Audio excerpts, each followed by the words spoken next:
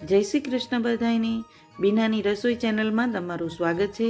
આજે હું બનાવવા જઈ રહી છું ખીચડી। હવે બધાને એવું થતું હશે કે ખીચડી તે કંઈ શીખવાની વસ્તુ છે, આ તો બધાને આવડતી હોય છે, પણ ખરેખર એવું નથી હોતું। તો અહીંયા મેં 1 વાટકી ખીચડી લીધી છે અને આપણે કુકરમાં નાખી અને ચોખ્ખા પાણીએ 2 થી 3 વખત મસળી અને આ રીતે ધોઈ લેવાની છે અને ચારેકોર કુકરમાં આપણે પાથરી દઈશું, જેથી આપણને પાણીના માપનો ખ્યાલ આવે। અને મેં અહીંયા 2 ગ્લાસ જેટલું પાણી લીધું છે। 1 ગ્લાસ પહેલાં એડ કરી દીધો અને બીજો ગ્લાસ ભરીને મેં બાજુમાં રાખ્યો। હવે આપણી આ પહેલી આંગળી હોય છે તેના 2 આંકા હોય છે, આંગળીના 2 ટેરવા ત્યાં સુધી આપણે પાણી લઈ આવવાનું છે।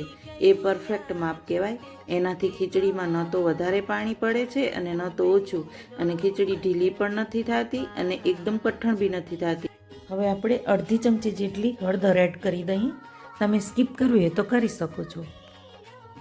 ત્યારબાદ આપણે સ્વાદ અનુસાર મીઠું એડ કરશું અને 2 ચમચી જેટલું ઘી એડ કરી દઈએ। ઘી નાખવાથી આપણી ખીચડી ઉભરાશે નહીં। ઘી ન હોય તો તમે તેલ પણ એડ કરી શકો છો। ખીચડીમાં ચડતી વખતે ઘી એડ કરવાથી જે ઢાંકણું છે કુકરનું તેમાં હોલ હોય છે, તેમાં દાળના છોતરા ફસાતા નથી। ખાસ આ જ કારણ છે ઘી એડ કરવાનું અને ખીચડી ઉભરાય નહીં। હવે આપણે કુકરનું ઢાંકણ બંધ કરી દઈએ અને ગેસ ચાલુ કરી અને કુકરને ગેસ ઉપર મૂકી દઈએ અને આપણે 3 થી 4 સીટી વગાડવાની છે। ચોથી સીટી વાગવાની તૈયારી હોય ત્યારે આપણે કુકરની નીચે ઉતારી લઈશું અને 5 મિનિટ માટે આપણે ઠરવા દઈશું અને ખીચડી સીજવા દઈશું। હવે આપણી ખીચડી તૈયાર થઈ ગઈ છે।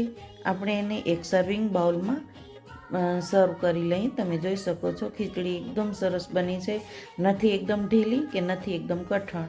આ પરફેક્ટ માપથી ખીચડી બનાવવામાં આવે તો ખીચડી બહુ જ સારી બને છે। હવે આપણે 1 ચમચી જેટલું ઘી એડ કરી દઈશું, કારણ કે ખીચડીમાં ઘી ખૂબ જ જરૂરી હોય છે। તો તૈયાર છે આપણી હેલ્ધી ખીચડી। તમને પણ આ ખીચડી બનાવવાની રીત જરૂર પસંદ આવી હશે અને પસંદ આવે તો જરૂર ટ્રાય કરજો। જય શ્રી કૃષ્ણ।